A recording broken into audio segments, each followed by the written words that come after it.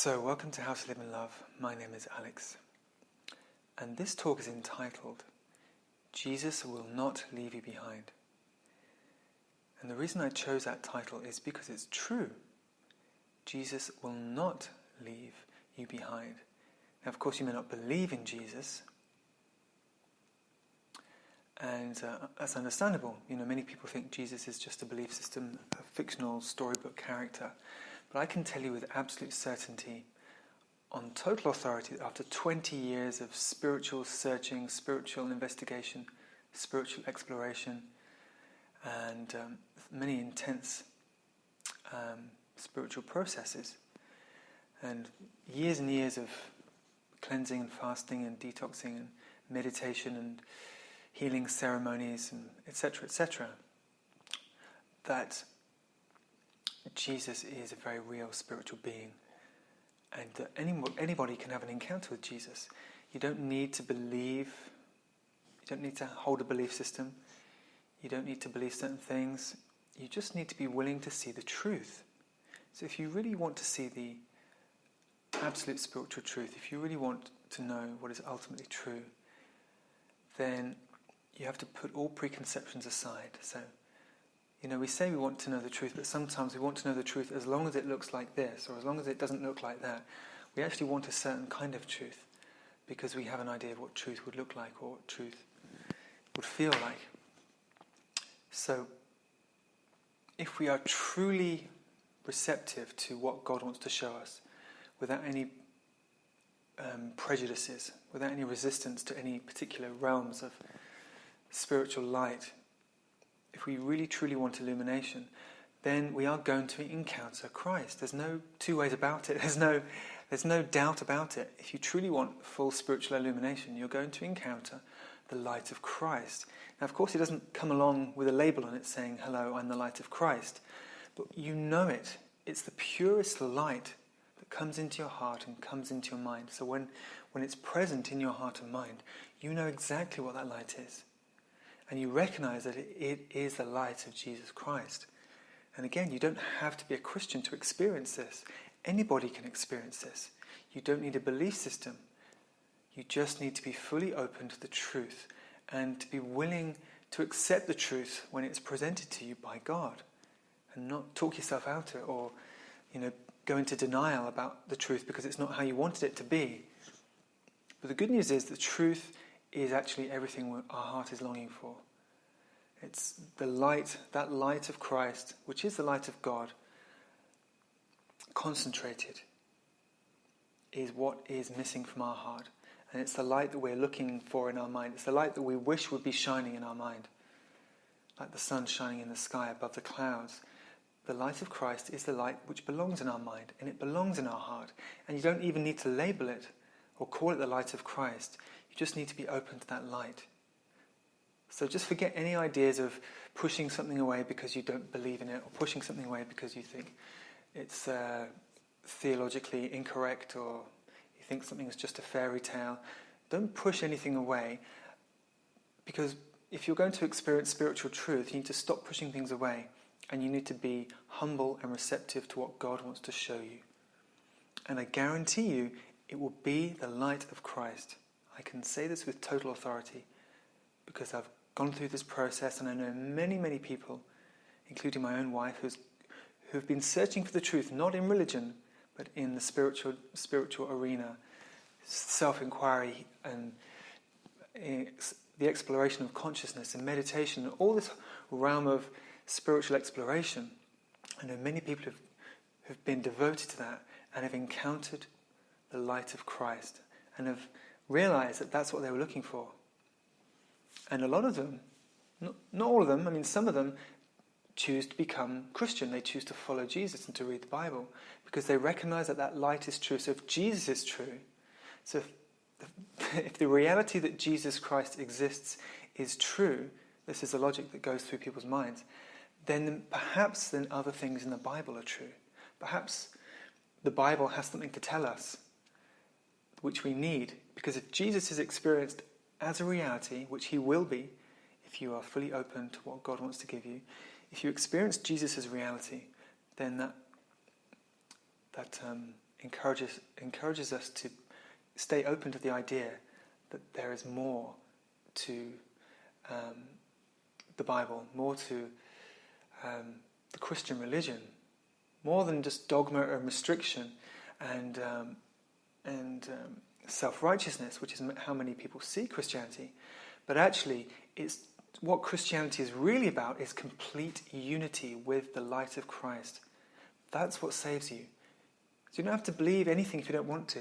But what you do need, and you do need it, I assure you, you need complete unity with the light of Christ in your heart.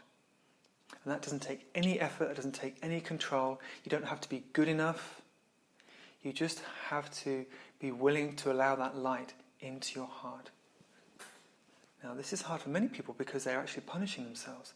They think they are a sinner, they think they're not worthy, they think they're not good enough to be loved by God through the light of Christ. And so they push it away because they don't believe they deserve it. Or they keep their heart closed because they're afraid of love. Many people are afraid of love, even though their heart deeply craves it. Many people fear what will happen to their heart if they open up to love, that perhaps it's inevitable that they will experience a deep disappointment and pain of losing that love, or that love hurting them or pushing them away or rejecting them. So people do deny themselves what they really, really need, which is union, their heart's union with the brightest light, the brightest divine light in existence, which is the light of Christ. People deny themselves that.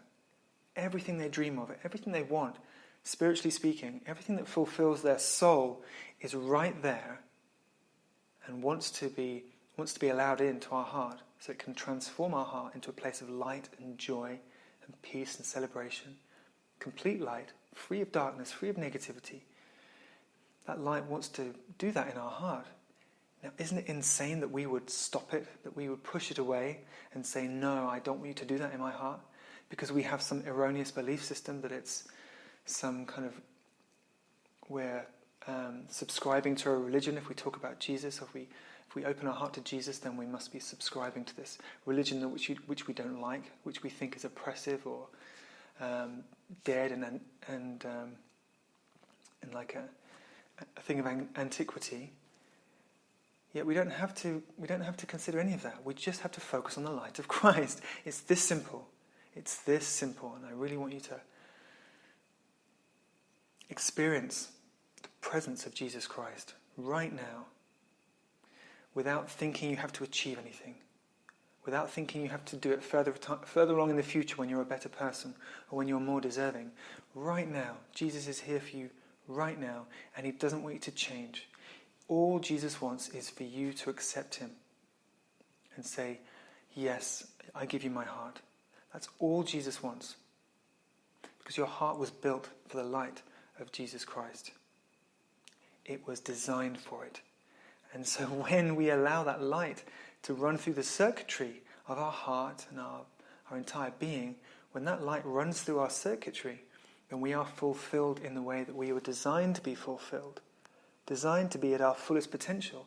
Designed to be radiant with love and goodness and positivity. But you don't have to make any effort to do all these things, to be a better person, or to be this person who is perfect or who doesn't have any negativity. All you have to do is give your full attention to the light of Christ. And feel your heart, feel that light enter your heart, because that's what it does.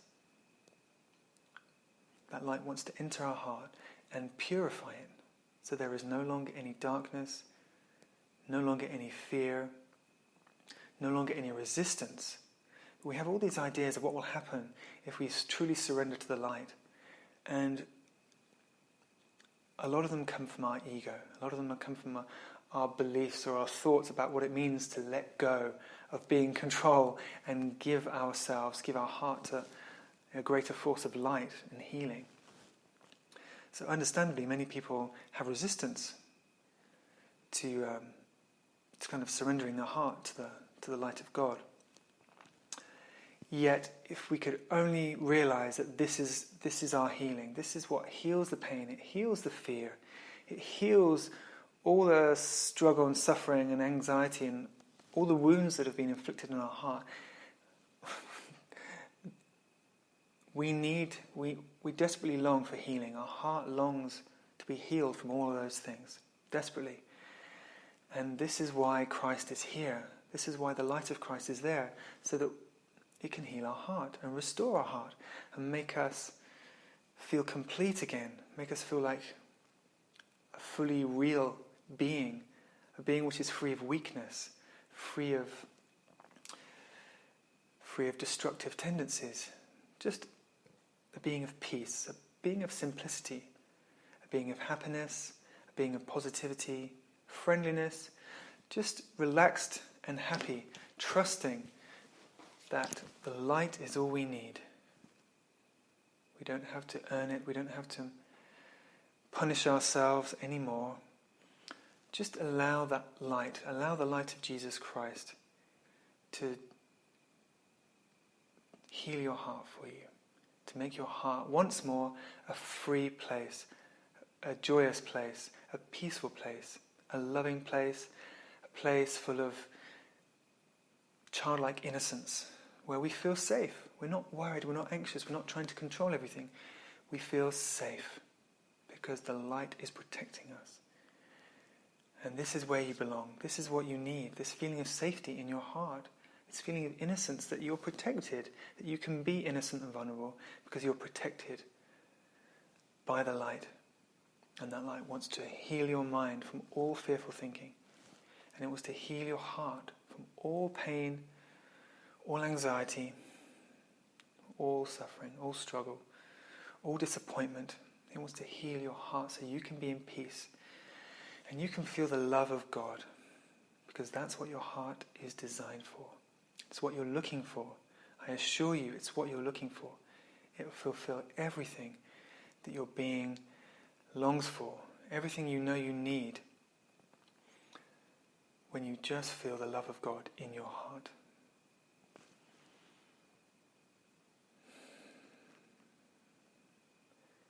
So take a moment just to say to yourself, you deserve this. You deserve to be loved. You are not worthy of punishment. You are not deserving of punishment. You are deserving of love. And then just let God love you. That's all God wants to do. It's everything He's orchestrating in your life is to break down your resistance to Him, to break down your arrogance, to break down your selfishness, to break down your stubbornness, to break down your self-righteousness or your vanity, your pride. God wants to break down all of those things, so your heart is like soil that's so soft and kind of ready for the seeds of love to blossom. So we need a soft heart. And that's all we need, a soft heart. A heart which wants the light, a heart which wants to receive the love of God,